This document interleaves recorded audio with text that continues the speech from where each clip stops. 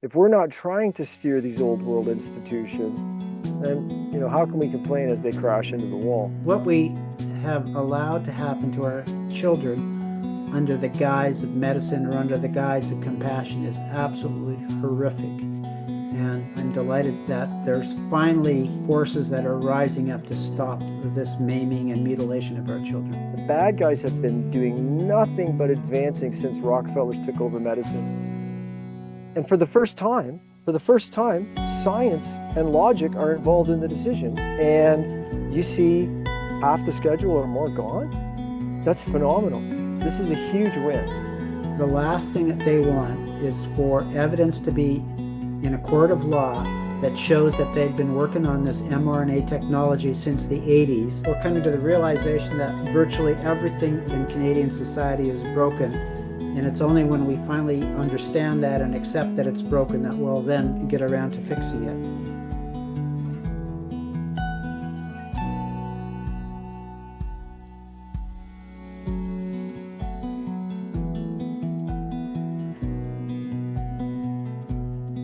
Well, welcome, friends. Nice to have Dr. Mark Trozzi back. I'm glad that you had a chance to spend some time with family. Good for you. Well deserved. Thanks, Um, Ted. and you were missed, and Jason did a fabulous job. He and I had a lot of fun last week together. His partner encouraged him to be nice to me, and I think for the most part, he was. Well, it was great. It was a super red pill edition of Wins of the Week.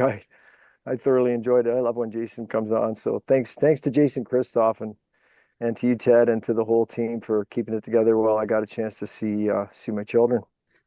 Well, I had to laugh because he posted the link on his own website, and he said, "I'm not so sure that they're going to ask me back again."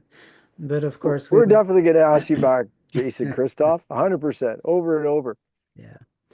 Mark is these are the wins of the week of January the 10th, and boy, it's actually been a pretty amazing week, particularly south of the border. There are some moving and shaking going on, and I hope they get the results that they're looking for, but they've certainly taken some pretty amazing steps that we're going to get into. Yeah, it's been an incredible week and, big numbers. I think to me, I mean, the thing that stood out, and I just was seeing it a little bit from the sidelines as I took some time off, but the vaccine meat processing industry has for a long time only gone in one way: more shots, more corruption, more toxic, more indemnity from liability, more dead kids, more autism, more shots. And the US, sadly, is one of the most injected places in the world. And we've seen chess pieces put into place over the last little while. There's been a lot of debate. Are we just being snow jobbed here? Is there anything real going to happen? But I think this week tells us, yeah, definitely real stuff happening south of the border, and hopefully it'll spread to every neighborhood in the world. That's what we're praying for, isn't it? Yeah, indeed. So the massive pile of wins, folks. If you're watching us for the first time, welcome to the Wins of the Week. If you're one of we're honored many thousand people that join us every week. Thanks for being with us. Looking forward to your comments. Please share your wins of the week, whether they're just local things or things we missed. Love to hear your comments and criticisms, even when you have a different perspective. Because as you know, Ted and I are very pro free, equal speech, open conversation, debate. It's not a religion, it's the pursuit of truth. And we love it if you're enjoying the show, please click the like button. It's a real quick thing you can do to help us along. And please share the show with, others who maybe aren't getting the wins of the week. It's very encouraging and very enlightening because we have a great team. Ted helps organize the team, including some of you that send us wins of the week. I want a special thanks out to Tom and Charlene and many others for doing that. So Ted, we got a long lineup, so I guess I shouldn't be too long in the jowl, and we jump right in. What's the first political win of the week that we're going to report? Well, I think this is a pretty big one. So the Trump administration has withdrawn the United States from 66 international organizations, conventions, and treaties that it said go against the country's interests. 31 of those entities were tied to the United Nations. So I think that's pretty significant. And so this is what they said. They said the Trump administration has found these institutions to be redundant in their scope, mismanaged, unnecessary, wasteful, poorly run, captured by the interests of actors advancing their own agendas contrary to our own, or a threat to our nation's sovereignty, freedoms, and general prosperity. And this, according to Secretary of State Marco Rubio. The State Department was ordered to review the international intergovernmental organizations that, in their quotes, no longer serve American interests back in February 2025 as a result of an executive order signed by President Donald Trump. And this is the result. And I love this comment from Rubio. He accused many of the entities of being, in his words, often dominated by progressive ideology and detached from national interests, from DEI mandates to gender equity campaigns to climate orthodoxy. Many international organizations now serve a globalist project rooted in the discredited fantasy. What do you think of those words from Marco Rubio? Well, I love it, and as we're going through it, I'm thinking this is a major blow to the globalists. This is a major blow to the Rockefellers, who, the founders of the UN. This is a major blow to really people who have, infiltrated and hijacked governments around the world, including the US, definitely Canada, and been constructing a globalist dictatorship based on all these fake ideologies. So I couldn't be happier. I mean, you could have bought me a pony for Christmas, Ted, which would have been awesome. But I think I'm going to take this win as even better than a new pony. So that's great news. And I'd love to see nothing more than the United Nations and all the organizations it's given birth to, like the WHO, completely eliminated from the planet. This is a great step in the right direction. Yeah, yeah. You talked in your opening comments about things reversing, and this is the first time that we've seen reverse gear on some things, and so delighted to see it. Yeah. We got from the, other across the ocean from Slovenia, we've got a win as well. And I'm, friends like Catherine Austin Fitz will be clapping at this because this is a major blow to the enslavement of humanity through a next level of fake monetary system, such as central bank digital currency. In Slovenia, they have passed a constitutional amendment. It was passed on December 1st to protect cash as legal tender.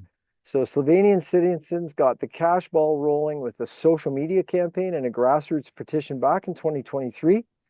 That forced the hand of the legislators. And now the MPs have cited a variety of reasons for their support of cash payments as a, check this out, Ted, fundamental right, including autonomy, privacy, and reliability during emergencies. And to quote one of the Slovenian parliamentarians, in any scenario that disrupts the digital flow of money, the physical banknote, often dismissed as outdated, becomes the ultimate medium of exchange.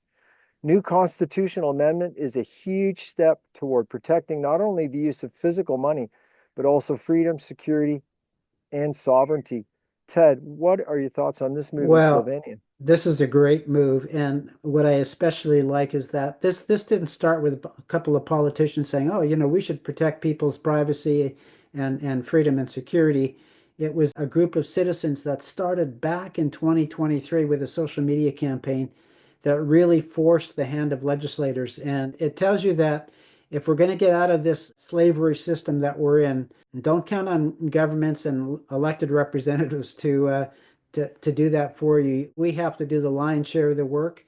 We have to put a lot of pressure on them so they make the right decisions. But this is a good example of moving in the right direction. Yeah. And, Ted, something I'd like to highlight too on this is I think, protecting cash, movement to cash, using cash, it's a great idea. But we also have to remember that this fiat currency, this cash, this toilet paper, that this fiat currency was actually a step towards financial enslavement. So Right, the movement from fiat currency to digital currency is just going from the pot to the fire. right. So, we don't want to get in the fire, and that's what they've done here. But, for our own motivation, think, folks, how do you cut the fiat out of your day? What could you pay for? What could you exchange with your friends? What could you trade?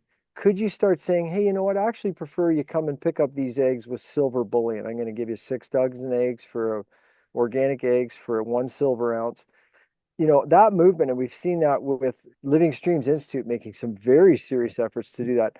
I think it's very important. And this is a big win out of Slovenia because the control of economics, the Rothschilds figured it out. I don't care who controls the army. You let me control the money and I'll control everybody, partly due to the human tendency to be slaves to money and forget why they're really here. So great one out of Slovenia.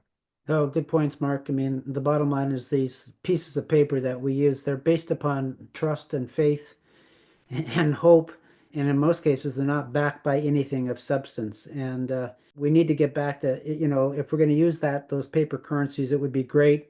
I think it's important that we finally get back to them being based upon something rather than just having a photocopy machine and people like Trudeau and Mr. Carnage, push the photocopy button whenever they need some more cash. So Yeah, yeah, it's important, folks. If you're on top of the COVID vaccines truth, it's an important deep dive is into the whole the groundwork of the financial system, the yeah. fiat system. So it's a very important issue. So I'm glad that that one's come forward, and I'm grateful to our friends in Slovenia. Mark, I was Well, excited by mhm. this next one. The Conservative Party of Canada is holding a national convention in Calgary at the end of January, January 29th to the 31st. And they're putting forward a number of pro-life and pro-family amendments that I think finally distinguish them from the liberals and from the left. I think over the last many years there hasn't been much to distinguish them. They've often voted in support of some of the bills that are important, like Bill C4, that was the conversion therapy bill that you can't talk to your child about the fact that they should be happy in the body that God gave them. Anyways, they're making some what I think are some really good policy resolutions to bring forward to this convention. One will allow the party to advance pro-life legislation. Apparently, they had a policy called Policy 86, which stated that the conservative government would not support pro-life legislation, and so they're rescinding or looking to rescind that policy. They've also are looking to introduce policies that will protect children from irreversible gender transitions. And the one that I like, it's called Parental Right to Body Affirming Therapy for Kids. And it's a resolution that opposes the current ban on conversion therapy. Under the Liberals' policy, parents can be punished for up to 5 years in jail for discouraging their gender confused child from believing that they're the opposite sex. I mean, hard to believe that we've gone this far. The Conservative Party believes that the family unit is essential to the well being of individuals and society because that is where children learn values and develop a sense of responsibility, according to the policy. But they're also advancing other policies that I think are a delight for conservatives. Things like creating euthanasia free sanctuary spaces. I think that's spaces where May doesn't exist or is allowed. Enshrining conscious protections for institutions, protecting advancement of religion as a charitable purpose, and finally, banning digital ID. I'm encouraged, Mark. What do you think of what we're hearing? Well, every one of those subjects I agree with. I kind of get a kick out of that the bill parental right to body affirming therapy because we've been hearing about this gender affirming thing, right? But actually, this is like, what about like your right to like affirm your child to reality? Right. Like so. I think that's brilliant. The other thing, of course, is I would be very reluctant to give any of the political parties a steering wheel of my life. I'm always a little bit concerned that, they kind of throw a bone, but when the rubber meets the road, which direction will they actually drive the ship? So I think this is encouraging. I think the Conservative Party should be encouraged in this direction. At the same time, they'll have to go a long way. And I think you and I, Ted, are probably both on the same page that certainly in Canada, the entire Westminster system of government needs to be flushed and we need to start over. So I think this gives me an opportunity to throw a little respect to the direction of the Conservative Party, but I won't be handing them the keys to the bus and throwing the kids on anytime soon. Well said. But here's one out of North Carolina, the House Bill 805, which went into effect January 1st. And this officially recognizes only two sexes in official state proceedings. Wow, this is like, again, here's reality affirming care. The bill defines biological sex as the biological indication of male and female in the context of reproductive potential or capacity. such as sex chromosomes, naturally occurring sex hormones, gonads, and non-ambiguous internal and external genitalia present at birth, without regard to an individual's psychological, chosen, or subjective experience of gender. So the bill also bans federal funding of gender transition for minors, allows parents to opt their children out of class material that contradicts their religious beliefs, requires parents to give access to the school library books for review, for parents to be given access so they could see what their kids are reading, and requires schools to provide separate sleeping quarters for male and female students on overnight trips. Brilliant. The bill was actually vetoed by North Carolina Governor Klaus Schwab. No, sorry, by North Carolina Governor Josh Stein. Wonder who influences him. However, the North Carolina General Assembly voted to override the Governor Stein's veto. So there's kind of two big elements, Ted, here. Where would you like to start on your thoughts on this from North Carolina? Well, one is I love the extent that they went to actually define what a biological sex is so that there's no ambiguity here. And I think they've done a pretty good job of that so that when somebody says, what is a woman, they can point to the North Carolina House Bill 805. But there's other really good things in this bill. Like you said, it really empowers parents to have the right about what their kids are being taught, what they're being exposed to. And then just basic things like separate sleeping quarters for male and female students on overnight trips. I just find it shocking that clearly this was voted through by the legislature and then the Senate, and the governor vetoed it. And they came back, and I guess they needed, I think it was a two-thirds majority in the General Assembly, which they got, and apparently that overrides the governor's veto. So congratulations to North Carolina. That's some good piece of work here to reclaim and step back from the edge of the cliff that it seems like we've been standing on the last little while. That's brilliant, Ted, and it indicates some hope for successful reproduction and maintaining the human species in our culture Yeah. for many generations to come. And Ted, I think too that I don't know we've got some things to report on today, but we talk about citizen action a lot. We're often calling on people to reach out to their members of parliament. In fact, we've got some such calls to action today. This shows how that works because literally the governor was vetoed, or the governor's decision was overturned because of all those state representatives who got all those phone calls and get all that information, pressure, and enlightenment from their Yeah. constituents. So all of you doing that, keep it up. Here's a great example from North Carolina how well that works. Yeah. Yeah, there's still a pulse in democracy in some parts of this world, so that's good to see. Yeah. This one I liked. In December, Randolph County Commissioners, so that must be a county in the United States, they voted to dismiss the Public Library Board of Trustees over the board's decision to keep a transgender themed book in the children's section of the library. So the book in question is titled Call Me Max. It's about a young girl who wants to change her name to Max to better express her perceived gender identity. The author of the book is Kyle Lukoff, a female who identifies as a male. And apparently, some of her other literary works include a book series called Too Bright to See. And the book features another transgender 11-year-old child. I mean, you tell me that 11-year-old has got this all figured out to declare that. Her name is Bug. And a Bug is a girl who, according to the description, doesn't particularly want to spend more time trying to understand how to be a girl, really. And so we're going to encourage that, are we? Anyways, the book also talks about the use of a Ouija boards in attempts to connect with deceased relatives. So I just My want to say, God. I just want to say kudos to the county commissioners who tossed this board of trustees from the library. It's shocking that there are school board trustees who somehow think that this kind of material ought to be in the hands of children. Ted, it's so over the top. I mean, a girl named Bug who doesn't want to be forced to figure out how to be a girl. That's kind of easy when you're a girl. You're a girl. Guess what? It's easy. Just Yeah, nothing sit to there. figure out. You're already a girl. Whatever you do, you'll be a girl. And she's on a Ouija board talking to the dead relatives. You just have to take it forward a few more steps to the kind of photos that you can see.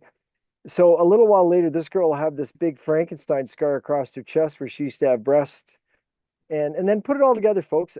it's amazing that these library board of trustees, or I guess library board of perverts, but I guess I'll leave that to you folks to decide, that they refuse. We're not taking those books out. We refuse to. So God bless the Randolph County Commissioners for giving them the boot. Mhm. Well, Canada has been relieved of Chrystia Freeland. Folks, Yeehaw. forgive me, we're not at the finish line yet, but one step at a time. Canada has been relieved of Chrystia Freeland thanks to Ukraine's Zelensky. But Freeland has been hired by Ukraine to assist in providing economic advice to the country. Well, I wonder if they can collapse. I think Ukraine's already collapsed. Why would they need Freeland? Anyways, it seems her track record in Canada made her a good candidate. Oh, my Lord. Okay, it's hard not to laugh on these ones. Freeland's last day in Parliament was on Friday, and we ought to thank Zelensky for taking her off our hands, also for helping get the smell of sulfur like reduced in the Parliament building. Ted, what are your thoughts on Chrystia Freeland's Well, departure? I think this was a good appointment by Zelensky because I suspect Freeland really is good at money laundering, and I'm sure that there's lots of opportunities in the Ukraine for money laundering. I think Canada just, promised another what, 40 billion or something to Ukraine. So, Christie can really be helpful there. I'm like you. I'm delighted that she's no longer in the parliament. I think that some of my worst memories over the COVID experience was her with that smirk on her face as she's talking about freezing bank accounts without any due process. Yeah. Who knows? Maybe Trump will take a laser beam shot at her while she's flying her broom across the ocean heading over there to Ukraine. Oh my God, for me, she's pretty kind of a wretched creature, to be honest. But then I love human life and don't like corruption. Well, Ted, that brings us into medicine and health. And what Well, have we got to warm up there with? This is a big well, one, folks. Put on your seatbelt, pour this is yourself a I drink. I think this is the biggest news of the week, likely the biggest news in the history of vaccination in the United States, anyways. Federal health officials outlined this week sweeping changes to the U.S. childhood immunization schedule. The new recommendations reduce the number of vaccines recommended as routine for children from 17 vaccines to 11. HHS says that the change follows a directive from President Trump instructing the agency and the CDC to review whether other developed nations protect children more effectively than the United States. And Kennedy says, after an exhaustive review of the evidence, we are aligning the U.S. childhood schedule with international consensus while strengthening transparency and informed consent. After reviewing peer country schedules and the scientific evidence underlying them, health leadership acknowledged that the United States and Canada, because we have almost identical schedules, is hyper vaccinating our children. That's their words, hyper vaccinating our children. The result will be a dramatically smaller routine child vaccine schedule, cutting approximately 55 doses, and it marks the largest rollback. I don't know whether they've ever had a rollback of routine childhood vaccinations in U.S. history. To me, this is a major victory.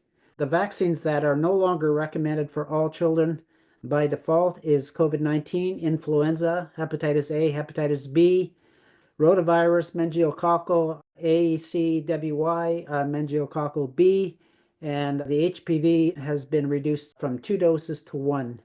Mark, I'd be interested in your thoughts on this announcement. Well, I think this is amazing, and I think you hinted at why that is.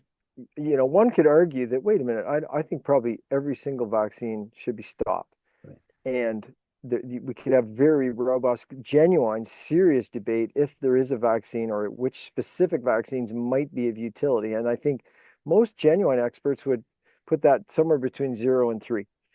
And so I could see, folks look at this, say, "Oh, come on, you're still sticking stuff in kids at all?" No, the big message is this has never gone this way, and this is a major step. We've Right. seen step by step, one more shot, one more shot, one more shot, a little more aluminum, a little more mercury. Now we're going to genetically modify them, more autism. It's only gone one direction for a long time. I mean, the bad guys have been doing nothing but advancing since Rockefellers took over medicine and even before in the 1800s. And for the first time, science and logic are involved in the decision. Mhm. And you see half the schedule or more gone. That's phenomenal. This is a huge win. And, you know, the destination 0 to 3, this is the biggest step there. This is a massive win. I'm so happy to see this, Ted. What about yourself? I mean, you've been on this front line for decades before I showed up. What are your thoughts? Yeah, I want to celebrate this. This is a move in the right direction for sure. Now, some of the fine print that needs to be sorted out is that just like in Canada, the medical authority is at the state level, so it'll be interesting to see what the states do with this information. I fully expect that's going to get divided along, color red and blue, with red states saying hallelujah and reducing the number of vaccines kids get, and the blue states saying we're going to do what we want. We don't care about what international consensus is or what the scientific evidence shows. The piece that I'm most excited about, I was in a conversation with somebody yesterday, Mark, who had just done an interview with Aaron Siri, who is the lawyer with Del Bigtree's Informed Consent Action Network, who has done a number of lawsuits against states that mandate vaccines and those kinds of issues. And Siri is suggesting that once vaccines have been reduced from the recommended schedule, they're no longer protected under the 1986 act that gave vaccine manufacturers legal and financial immunity for injury and death caused by their products. If that's true, and what that means is that for those vaccines, manufacturers are no longer protected, we're going to see a whole lot of lawsuits because those vaccines are not safe, they're not effective. To me, that would shut down that part of the vaccine industry literally overnight if that's the case. Because the vaccine manufacturers know their vaccines are causing harm. That's why they lobbied the government for immunity, because they know their vaccines aren't safe. If they were safe, you don't have to have immunity. Anyways, I think this thing is going to be pretty interesting. We're going to talk about a legal case that's already been launched by the American Academy of Pediatricians against this. So you can bet that the vaccine industry recognizes the significance of this action and will do everything in their power over the next number of months and years to put a stick into the spokes of the wheel of this happening. Yeah, Ted, this is definitely a fight between science and truth versus money and corruption and Yeah. a disregard for human life. So, big step in the right direction. The fight isn't over, but I think for all of us, I mean, Ted, this no one I know more than you who's fought this fight for a long time. And this is what success looks like when it's Yeah. happening, folks. Congratulations to everyone and everything you've done. This is the harvest of your hard work. So keep it up, folks. Speaking of money and corruption and the vaccine industry, this is another big one because, as we all know, there's major pressure on pediatricians and doctors to get every injection into every kid and every adult. And there's big cash payouts where you're literally, like Dr. Thomas said, you're making $1 million in the States, making $1 million extra dollars because you stuck that little needle. What an easy thing to do physically. Mhm. What a horrific thing to do ethically and scientifically. Yeah. So, anyways, this week the US federal government has announced it will stop paying physicians based on the number of patients they vaccinate, and it is urging state health agencies to also stop similar financial incentives. So, pediatrician Dr. Michelle Perot said, anytime a clinician's compensation is tied to a specific medical decision, especially one involving children, families, reasonably ask, is this recommendation for my child or is it for another metric? Even the appearance of a conflict can erode trust, and trust is the foundation of pediatric care and informed consent. Parents have complained for years that financial incentives distort medical judgment, leading to high pressure tactics around childhood vaccinations. So true. Some say doctors push shots parents believe are unnecessary or safe. Others report being dismissed from pediatric practices altogether if they decline vaccines. So, according to a 2021 paper co authored by the great James Lyons Weiler and Dr. Paul Thomas, refusal of CDC scheduled vaccine by patients resulted in a projected annual losses, get rid of this, folks, exceeding $1 million in one practice. So the incentives are designed to increase childhood vaccination rates regardless of the need. Ted, this is really, I mean, sadly, humans are prone to getting on their knees before the dollar bill and being Right. driven by it as opposed to some higher calling. This is really having a potentially major impact on that. What are your thoughts, Ted, on them stopping physicians getting paid for getting that needle in almost every kid that they can? Well, this might even be even more significant than the last one that we just celebrated. When you take away the financial incentive for jabbing kids, unfortunately, the physicians then will be less inclined to violate their ethical code of ethics, and they might even have conversations with parents that they've never had. I think you take away the money incentive, and ethical medicine has a chance. But when you're talking about, in the case that Dr. Paul Thomas is referring to there, that he told me this. He said that he anticipated that he lost over $1 million in bonus money by not meeting the targets of the percentage of his patients that needed to be fully vaccinated. When you've got that kind of money encouraging you to jab every kid that comes into your office or dismissing families that won't let you jab their kids, you no longer have an ethical medical system. So I think this one decision has the potential to begin to reclaim, a semblance of ethics in medicine again. Yeah, I agree with you, Ted. I think that's a massive step forward. And just can you imagine? It's sad, folks. I believe me, I worked in medicine and I saw how a lot of doctors will study the billing codes more than the Right. medicine. And, when you start thinking of your living, I mean, start thinking of the money. Do you really want somebody making decisions about your kid's health? So I can imagine these doctors who've been for a long time. I'm not talking the greats. I'm not talking the Roger Hawkinsons, Patrick Phillips, Tess Lawries. I mean, we got to remember who those people are before this happened, because you really want to keep people like Paul Thomas as the person to lead, people who led when the money was going the wrong direction. But now That's that right. the money's removed, can you just imagine these doctors going, well, geez, I don't know what to do. And then they sit and go, well, what should I use? Well, I don't know. I guess I'll just fall back on good old science and medical ethics and make a decision based on that. Congratulations, but wait do you see, Ted, we're going to get to it, to one Yeah. of the lawsuits about this, which is so revealing. They're completely shameless, but we'll come to that one. Yeah. Ted, what do we got? What do we have next, Ted? Well, and again, here's another one. Boy, this has really been a jam-packed week with decisions coming out of the Trump administration, and particularly Health and Human Services. So they unveiled new dietary guidelines that will affect the food served to millions of Americans. This 10-page guidelines emphasizes protein, meaning meat, dairy, and not skim milk, full quality milk, healthy fats, fruits, vegetables, and whole grains. And Robert Kennedy said, the message is simple: eat real food. And it encourages, as I said, meat, eggs, whole milk, and it effectively inverts the previous food guide pyramid that all of us grew up with.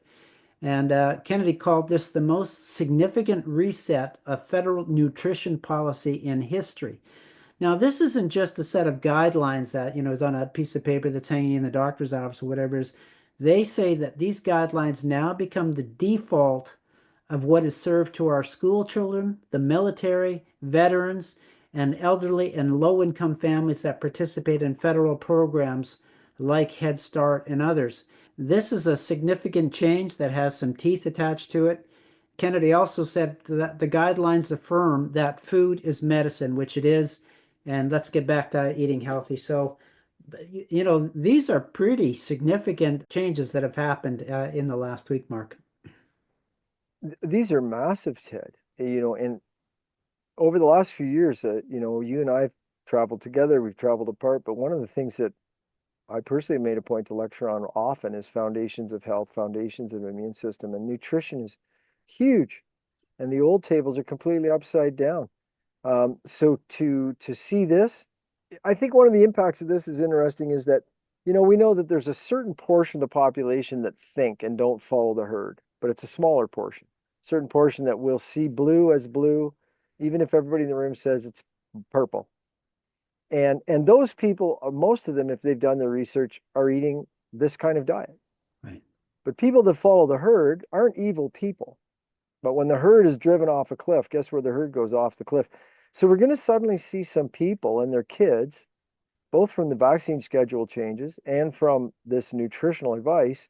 When you normalize good advice, we're going to see some people that otherwise were just going off the deep end of bad health Yeah. have a whole different experience. This is what real leadership looks like. And I really have to throw a high salute to Health Secretary Robert Kennedy on this one. Yeah. Well done. Thank you. Well, another one from RFK. Man, this guy is smart. He studies stuff and comes up with the truth. So RFK Jr. explains how gluten allergies exploded in 2006 due to spraying of glyphosate on wheat before harvest. So maybe it wasn't the wheat, maybe it was the poison on the wheat. Let's see. In 2006, Monsanto advised farmers to spray its Roundup Ready pesticide with the active ingredient glyphosate on wheat so that it would act as a desiccant to dry out the wheat and prevent mold.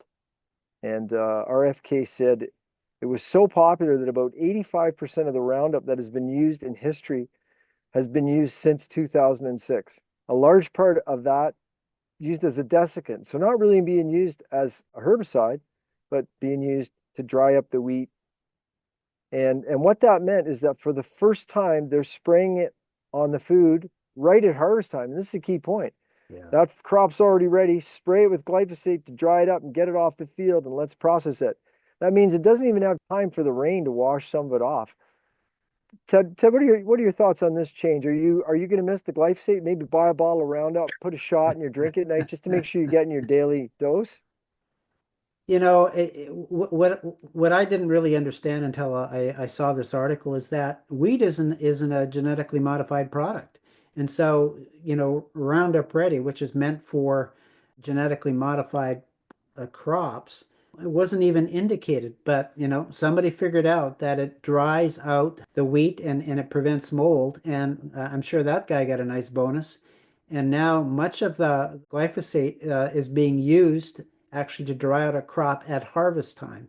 And as you said, so just before it actually after it's been cut or just before it's been cut, they're spraying these toxic poisons on it, which then is on the food that we eat. And so I expect that what Kennedy is doing here is he's positioning them to outlaw the use of glyphosate as a way of drying out wheat. And I'm willing to put some money down, Mark, that that's coming next. Well, you have been involved in the show for a while, Ted, so I'm going to probably bet with you rather than against you on that one. It's great news. Well, Ted, this brings us into the legal department. What are we starting out with there? Well, there's a mother in Maine who is asking the U.S. Supreme Court to hear her case of what she's calling parental rights.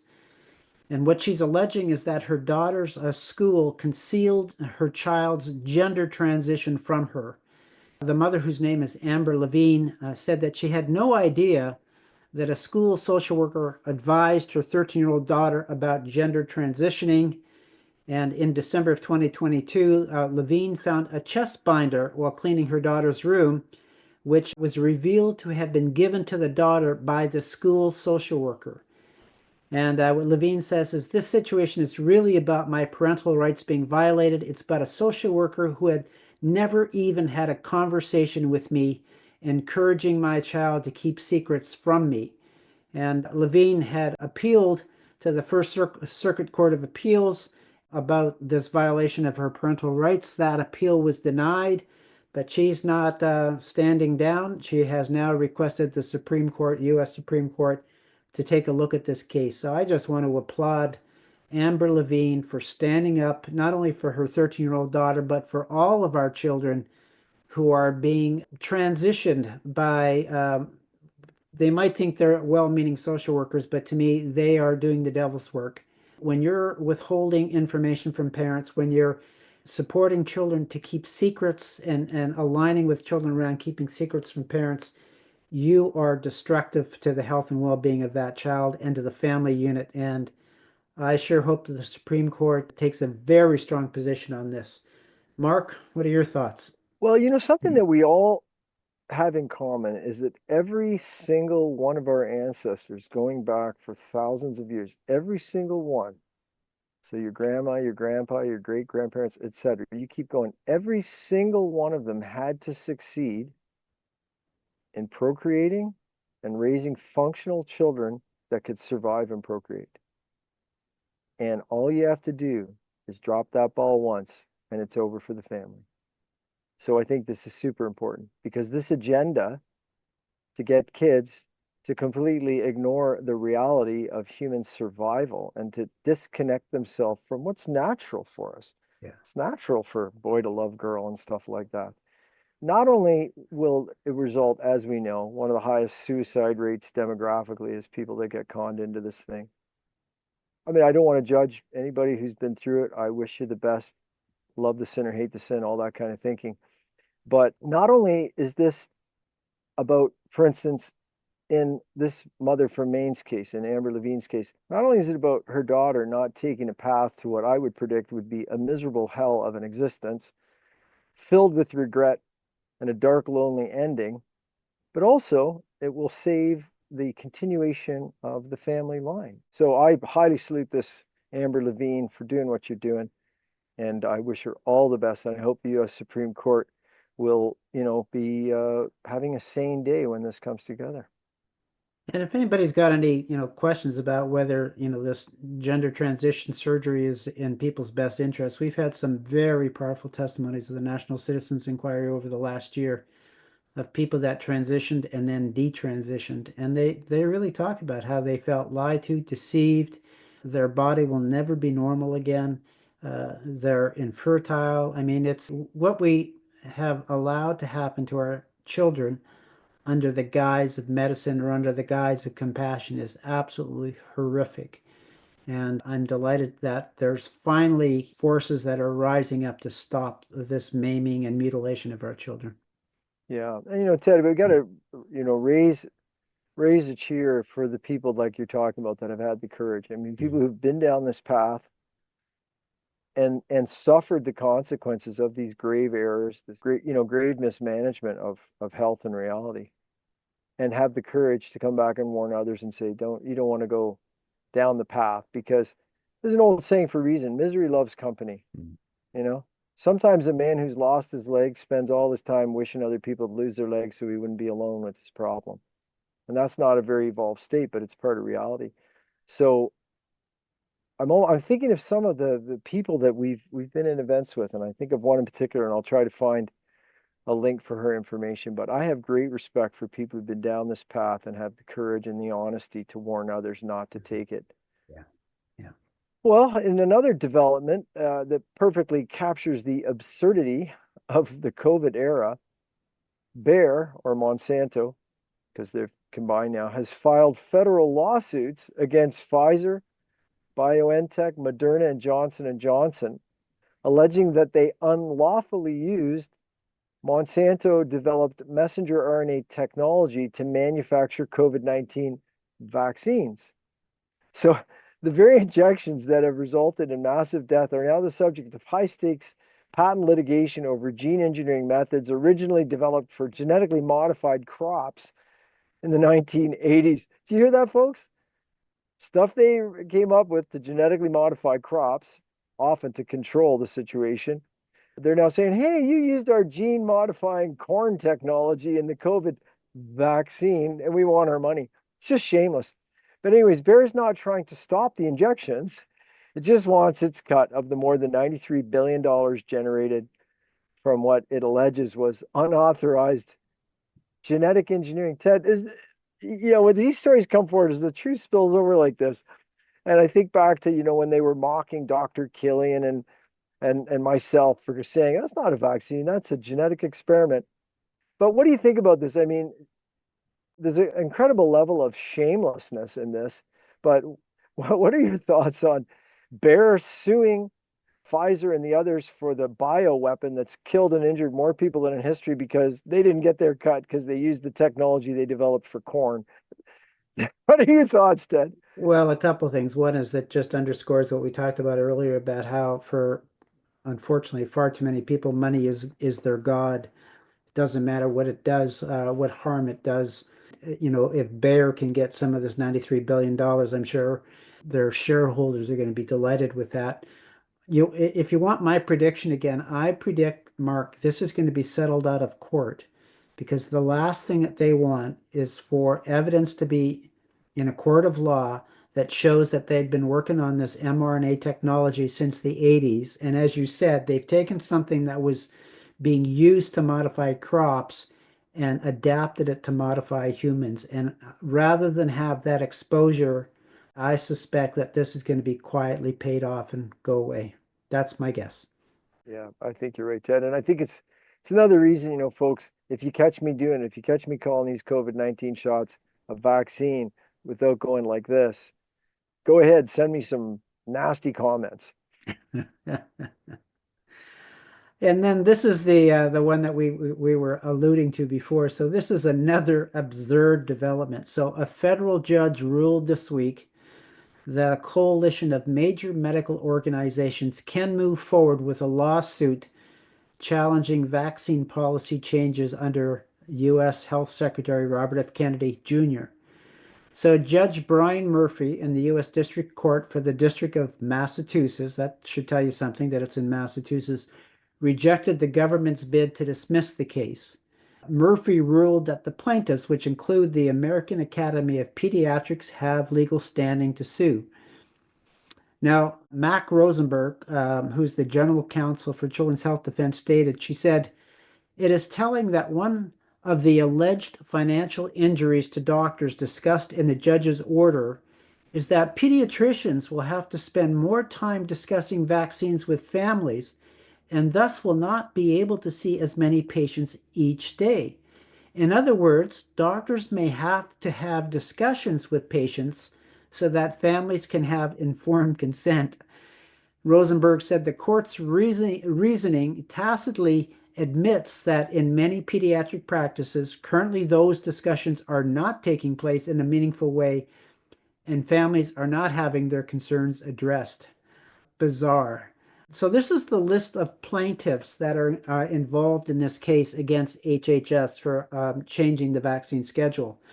It's the American College of Physicians, the American Public Health Association, the Infectious Disease Society of America, the Massachusetts Public Health Association, the Society of Maternal Fetal Medicine, and a pregnant physician identified as Jane Doe who claims that she faces, in quotes, barriers to access to vaccines. But if that level of corruption isn't enough, Richard Hughes, who's the lead counsel for the plaintiffs, for these professional agencies, served as Moderna's vice president of public policy from 2020 to 2022 during the rollout of the COVID-19 vaccine. And before that, he worked for Merck. So, Mark, I think this is a pretty interesting expose. Just as we talked about before, money is God to these people. That's what drives them, and they're suing HHS and Bobby Kennedy because they're not going to make as much money because now they're going to be required to spend more time talking to their patients about informed consent. Does this seem as crazy to you as it does to me? Well, I think it's emperor wears no clothes. Like these people are so delusional and they don't know that a significant portion of the population is now thinking and watching and knows what's going on. And you think this is when they would just quietly slither home and hope they get away with it. Instead, they're like, no, we're going to defend this. And when you put it in the context of the other story, so now medical doctors are no longer going to get up to $1 million a year for just making sure they get that needle in everybody and telling them it's good because the government says so. And now they're gonna even have to make the sacrifice of practicing medicine, of actually like knowing some science and having a conversation with their patients and parents so parents can decide what they want to do. And then I think, again, these people must think we are so stupid, to have a pregnant physician. By the way, the standard on pregnancy is you never mess with the immune system in pregnancy at all with anything, especially these COVID jabs, which outperform or match the abortion pill for killing an unborn child. Like very effective. You want to get rid of that baby? Go get a COVID shot. Yeah. 80% effective approximately, and ending an abortion or ending a pregnancy in a spontaneous abortion. So the shamelessness of claiming they have a pregnant physician who she identifies as Jane Doe, and she claims that this is going to create a barrier for her to have access to a vaccine. Like there is no barrier. It's just Yeah, you're going to have to talk to your patients and you're going to have to give informed consent and you're not going to get a bunch of money. So these people are shameless. Children's Health Defense is doing great work, and this is an excellent exposition of just how twisted and evil they are, in my opinion. What is it? Roger Hodgkinson said something about, and I don't know who he was quoting that, just let the bad guys go because they're going to screw up and expose themselves. And this is exactly what they're doing. Yeah, they're doing a great job defending their evil. Well, we got something neat in the Citizen Action Department here. So the Alberta Parents Union is calling on the government of Alberta to establish clear requirements for public access to school board proceedings, including timely posting of meeting minutes and the consistent availability of meeting recordings. Alberta Parents Union say it's time for all school board meetings to be recorded and available on demand to parents who want to know what's being done on their behalf by their representatives without barriers, excuses, or gatekeeping. And they're asking parents in Alberta to sign a petition which urges the province to ensure meaningful transparency across all Alberta school boards. Folks, the link is there in the material. I think this is a very important one. Ted, what do you think? Well, again, this tells you how bizarre things have gotten. So you would think that school board trustees would be delighted that parents are interested in what's happened to their children in school, that they want to participate in decisions that are being made about education decisions. But what this article talks about is about the number of barriers that many school boards put in place to prevent that from happening. And they describe a number of school boards that refuse to allow recording of the meetings. And if people show up with their cell phones to record, they're removed from the meetings. Others, they give examples about where they record the meeting, but then they erase it immediately after the meeting. Like, so why record it? The issue is that there should be full transparency about what's happening in our school board proceedings. The fact that there is as many barriers to that happening, many excuses so that parents can't access the information, that tells you that there's a big problem. This evil force that's out there, the shocking thing is how they've infiltrated every level of our society, right down to school board trustees. And we've got a lot of work to do to reclaim each one of these organizations that we look to help to serve citizens and to serve families and put in good people back into it. But I think this is a great initiative by the Alberta Parents Union. Anybody on this call that's from Alberta, I would encourage you to sign the petition. And I would encourage you to become part of this Alberta Parents Union. I think we want to support somebody who has the voice of parents. Yeah, that's important, Ted. And friends, for those of you who have been in a position to be paid subscribers to the show, which really helps us to do what we do, you, of course, have, along with your access to this video, you have all the material indexed, all the links to all the sites. But I think it's very important in this one for everyone else. I mean, if you could choose a paid subscription, great. We'd love it. But we're glad people are subscribing for free, many thousands. If you're in Alberta or you know someone in Alberta, please note Alberta Parents Union, albertaparentsunion.ca is where they can join this action, and we encourage everyone in Alberta to do so. Ted, I don't hope you mind. Your favorite department is often the truth bombs and telling it like it is. And on this particular occasion, Ted, and folks, if you don't subscribe to Ted's Substack, please do. He is a wealth of information and perspective. But in today's Truth Bombs, Ted's letter to Mr. Fraser, who is the member of parliament for Kelowna, where Ted lives. So this is Ted practicing what he preaches. Reach out to your political representatives. So his member of parliament, Mr. Fraser, received a message, a letter from Ted Koontz regarding Bill C9. And so I just want to take a few clips out of that letter where Ted wrote, "Your party's fixation on hate is destroying Canada. Disagreement is not hate. Debate is not hate. Being opposed to uncontrolled immigration is not hate. Demanding verifiable evidence, as with the claim of 215 bodies found in a mass grave in Kamloops, is not hate. Disagreeing with government-imposed mandates to participate in a genetic experiment is not hate. If the Liberal Party was truly committed to addressing hate, they would immediately issue a public apology for hateful statements and actions issued by former Prime Minister Justin Trudeau during the COVID fiasco. And you folks remember, like, just insulting and calling people lunatics, anti-vaxxers, Misogynist, racist. misogynist, racist, because they didn't want to genetically modify their kids with the poison because they read the details. Anyway, so there's your hate, Prime Minister Trudeau. Continue, I want to go back to what Ted had wrote and share a little more of it. It is difficult to take this government's commitment to addressing hate seriously when they have been the largest purveyor of hate over the last number of years. You are being disingenuous when you say, quote, the proposed changes respect Canadians' rights to freedom of expression and peaceful assembly and would not unreasonably impact the freedom to protest or voice concerns peacefully. Oh, sure, sure. So continuing, where was the respect for freedom of expression and peaceful assembly during the Freedom Convoy? Where was the respect for freedom of expression and peaceful assembly during the COVID mandates? Where was your respect for freedom of expression and peaceful assembly for those protesting the sexualization of our children in schools and public libraries? Where was the respect for freedom of expression and peaceful assembly for those protesting the lie of 215 bodies found in Kamloops? Why should I trust that you will protect our charter rights when your government's history is one of egregious violation of charter rights? Stop fomenting hate, and the need for this bill will be unnecessary. Well called out, Ted, calling the skunk for its scent.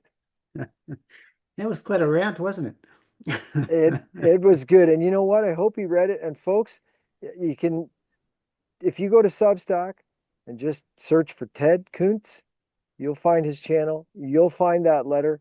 Inspire you to send a similar letter to your member of parliament. And so, Ted, thanks a lot for that.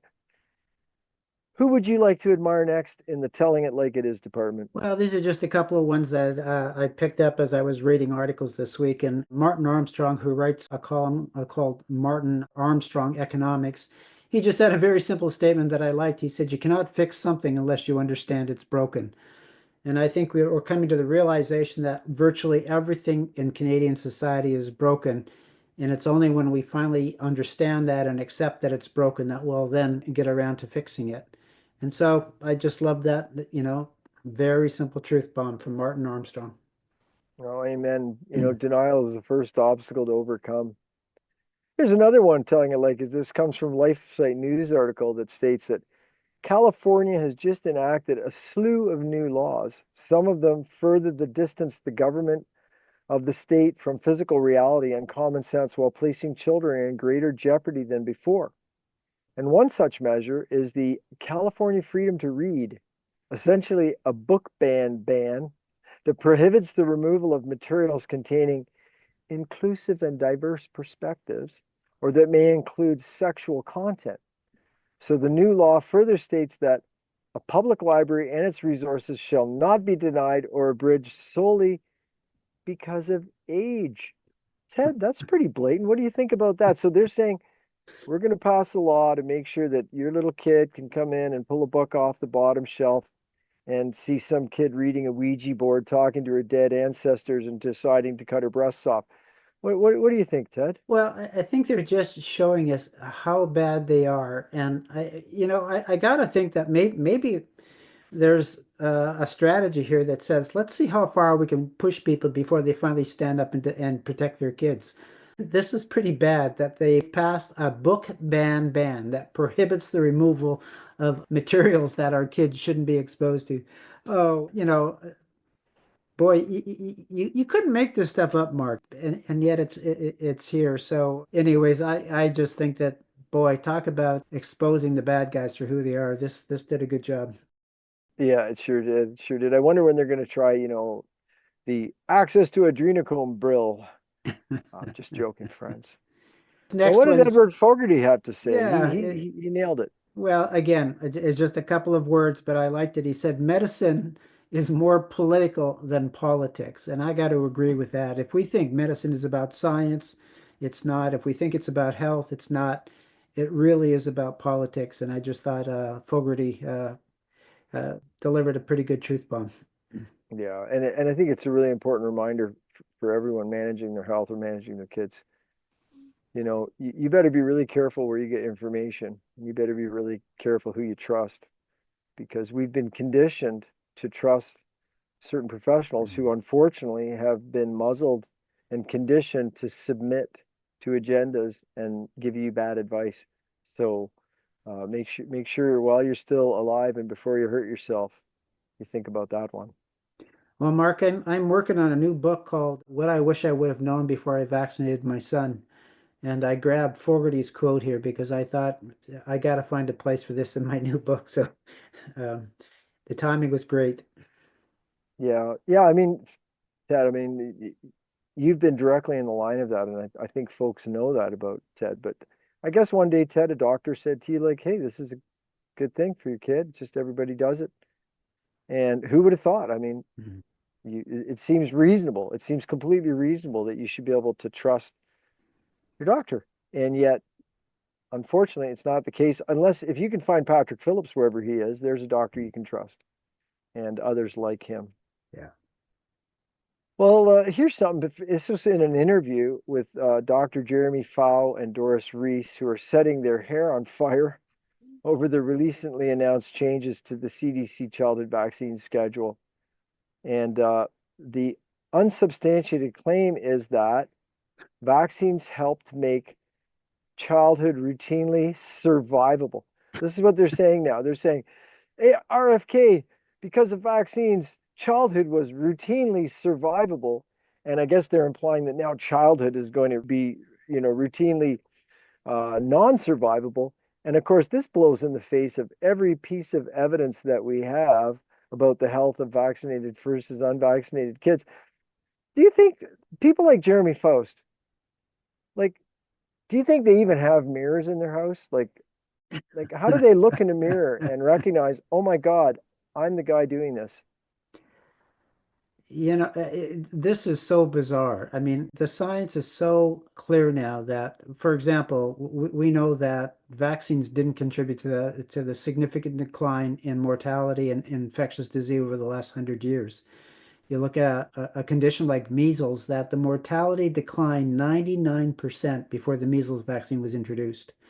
And yet, Faust and Doris Reese are taking claims saying that the vaccine is what's made the difference. No, no, it wasn't. And you look across all of the vaccines, and the decline, 85 to 99% happened before the introduction of the vaccine. The second piece of information that I think is absolutely overwhelming that challenges their assumptions here is that the 2020 control group study, they assess the risk of mortality from taking the vaccine versus the risk of mortality that ought to be an increased risk because you didn't get your child vaccinated and now they're exposed to these dangerous diseases. The results of that analysis was that with every vaccine on the childhood schedule, the risk of dying is higher from being vaccinated than from being unvaccinated. That should stop every parent in their tracks. We should it, it's inexcusable that preventative medicine is causing permanent disabilities and death.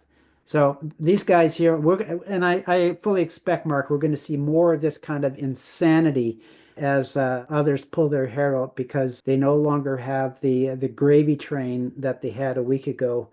But this is telling it like it is. This is exposing who are these people that the only thing they're interested in is money and saving their reputations because they've been on the wrong side for their whole life. So Yeah, I think you make a very important point, Ted. And watching these scientific prostitutes step up to take shots at RFK and the others leading the changes, I think this has got to be a big reminder for all of us to stay active yeah. because I mean, I got to admit, I look at a week like this, and a part of me wants to go, well, we're done here. I'm going to just go ahead and find a country that wants a great, honest physician and to teach trauma medicine to their kids in medical schools and that. But this fight isn't over. And even though we're seeing big ground gain this week, the vampires are going to come out in full force, lying and spitting blood. And so please, folks, take a little time still every week. Take time to spread messages that are important.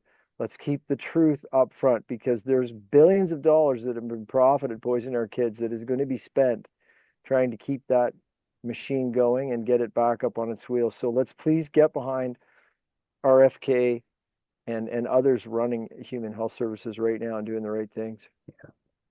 Well, Ted, I think we got some words of wisdom to wrap up with, and I wonder if you'd be so kind as to share. Yeah.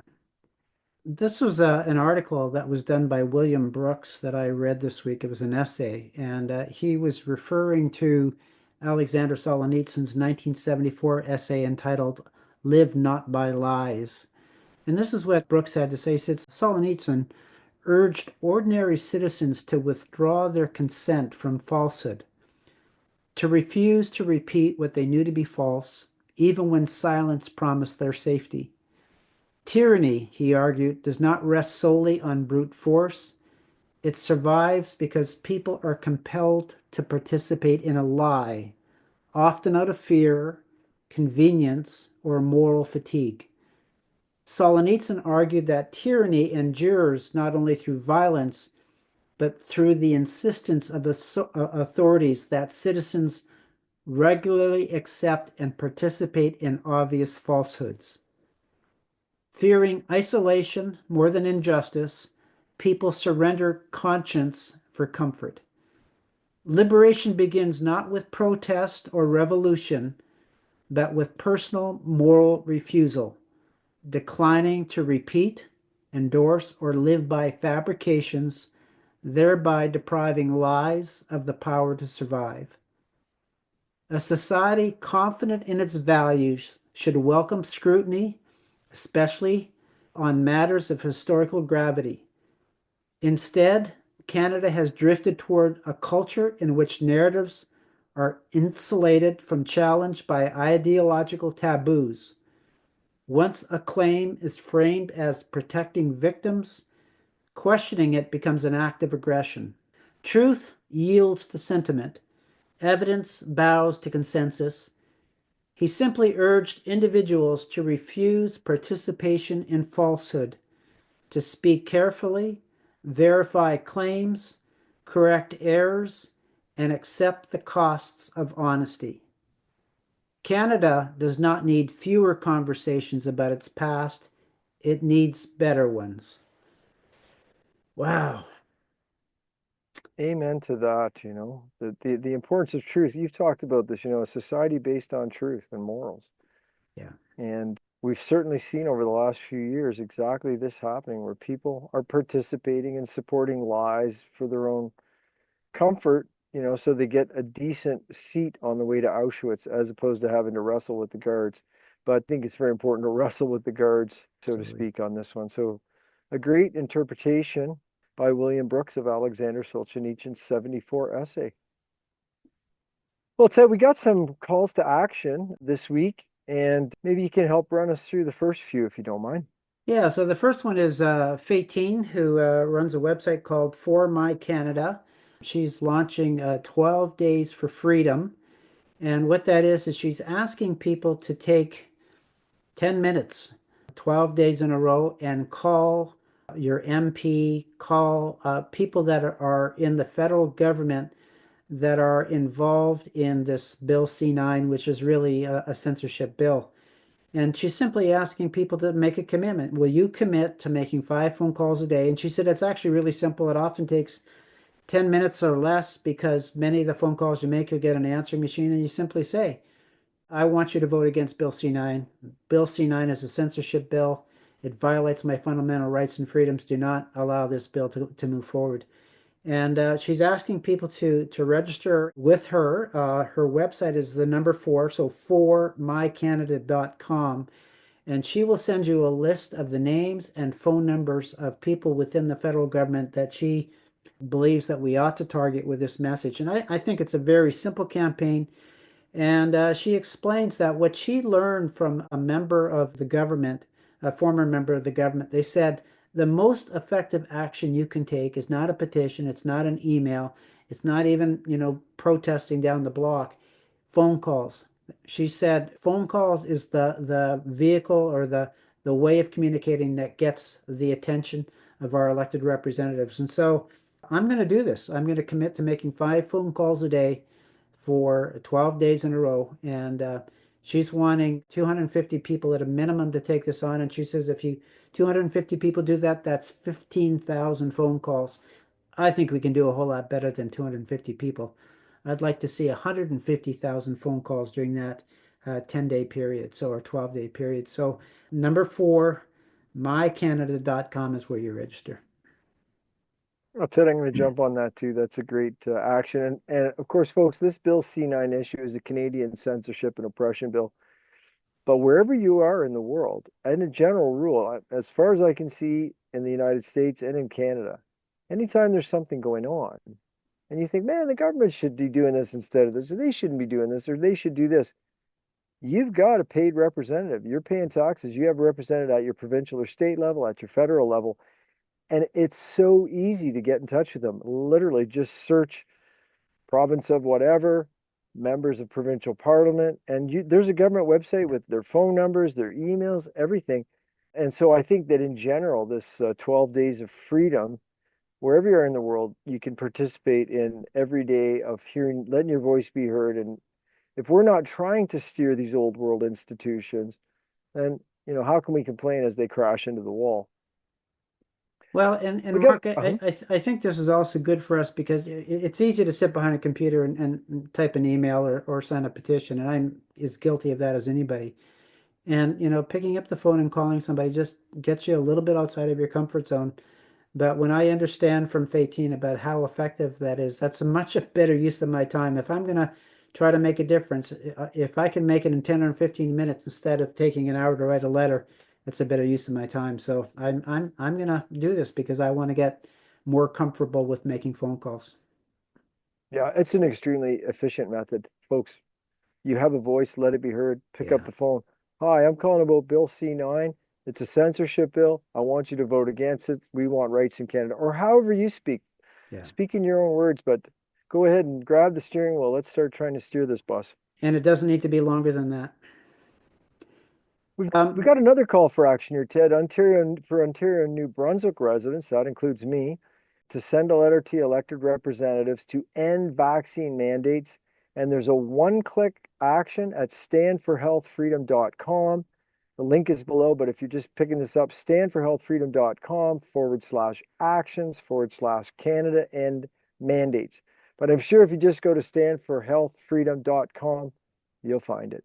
Yeah, so I set this up, Mark. I've had a nice partnership with the folks that stand for Health Freedom in the United States. This is Sayer G's organization, or one of his organizations, and they have generously provided this platform where you want to send a letter to one of your elected representatives or many elected representatives around a particular issue. They'll do it it's a one-click system.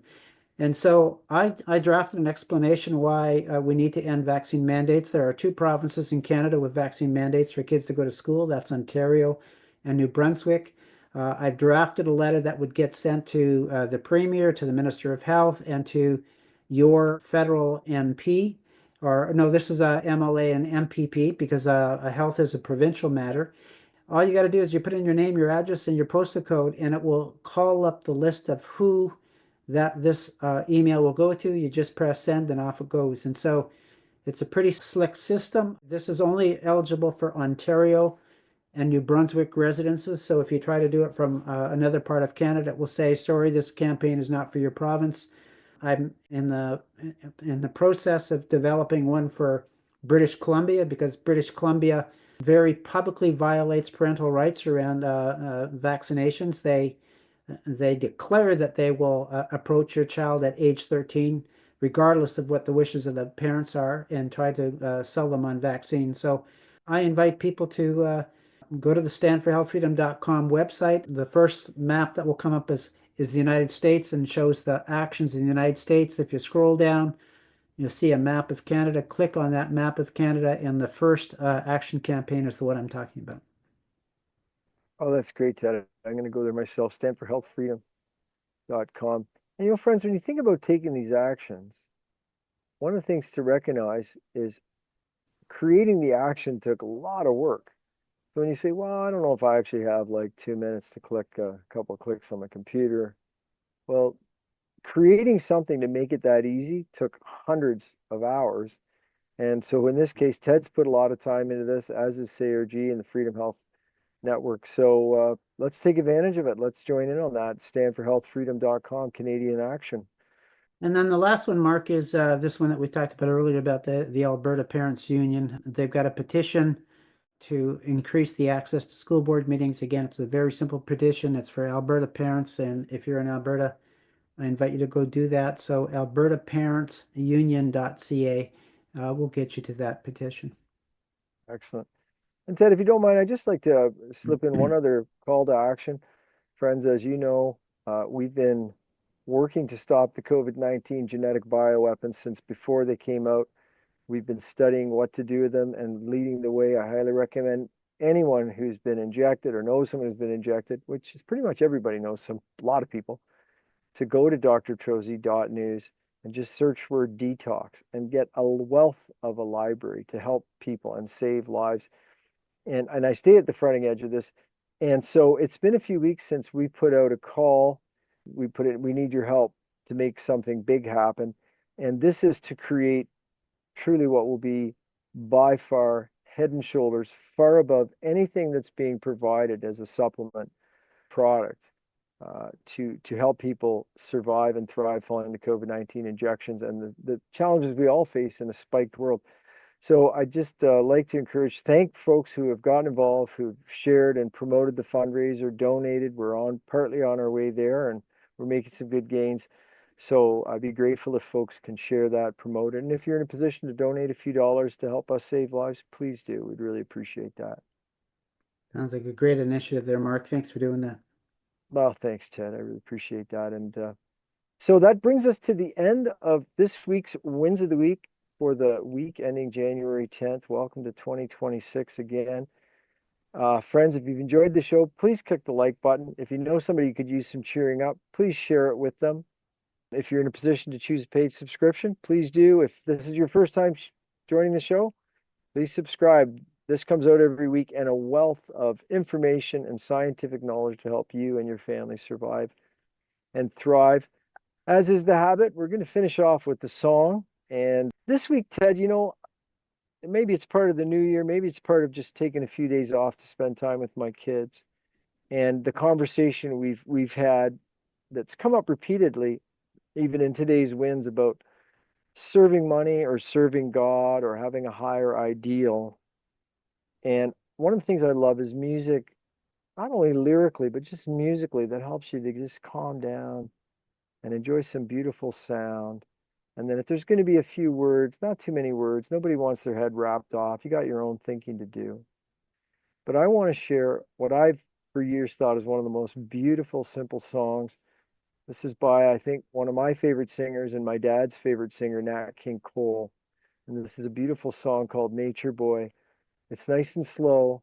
Take a few breaths, close your eyes, and enjoy the words and see if it doesn't lead ultimately to the center of the universe and what to do in life. Yeah, it's a beautiful song, Mark. I'm glad you chose that one. Thanks, Ted. God bless you, everybody. Please keep up the great work. Please share your wins in the comments section. Please share your comments. Give us feedback, good, bad, and the ugly. We send love to all of you.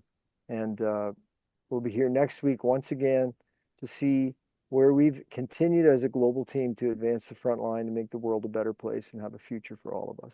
Yeah, looking forward to seeing you all next week. Till then.